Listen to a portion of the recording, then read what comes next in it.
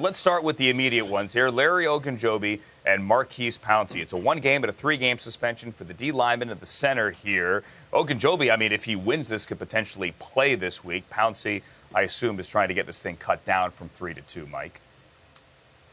Right, and Ogunjobi was yesterday because you need to get that one done as quickly as possible so that you can find out if he's going to be available for this weekend. No one is expecting Myles Garrett or Pouncey to be available for this coming weekend here. So we should, or we may, hear about Ogunjobi either later today or early tomorrow morning. He was suspended because, it was a shove there, which doesn't normally get a suspension, but it's a shove to a helmetless player who had just been whacked over the head there. So we'll see if he's able to get this one reversed. As for Pouncey, this one is going to be conducted later this afternoon, I was told. So could be tomorrow into Thursday when we hear whether Pouncey can get that thing reduced. I do know the Steelers were looking at this saying, okay, even if it gets knocked down from 3 to 2 games, like you mentioned, Andrew, he is going to miss the rematch between these 2 games. So I do know that the Steelers thought that may have been the motivation behind this one, to make sure that Pouncey's not back out there again against the Cleveland Browns,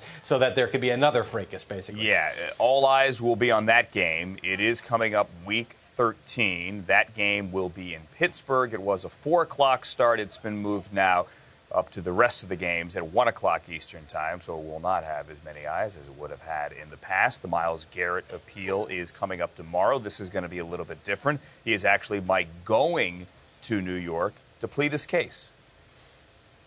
Which I actually think is honestly a smart move. I mean, get hey, there you know person, what? If I were him, I would have been on a plane. I'm sorry, I would have been on a plane first thing Friday morning, honestly. I would have been on a plane at 6 a.m. Friday morning to New York. I don't know if it would have done any good, but I think to get in front of the people making these decisions, it's the right move.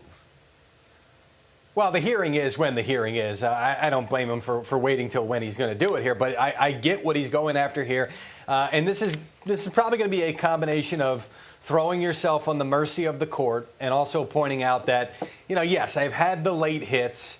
I had the shove with Delanie Walker, which some folks have mentioned to me, because I said the other day on the air that this was out of character for him. They're saying out of character. He had the shove to Delanie Walker's face. I said, but Walker was blocking him after the play. It was an open-handed shove. You can't compare that to this. At least when we're talking about Vontaze Burfict, you've got 4, 5, 6 number of instances where you say, okay, this is in character for this guy. That's not the case with Myles Garrett, who also has done some incredible work off the field. So that, I'm sure, will be mentioned as well. And basically, the biggest point for Garrett is going to be, you have to define what the suspension is. The NFLPA will argue that the CBA does not allow for indefinite suspension, so they're going to want a time frame on it. But obviously, they're going to want it to be as short as possible, so we'll see what comes of it.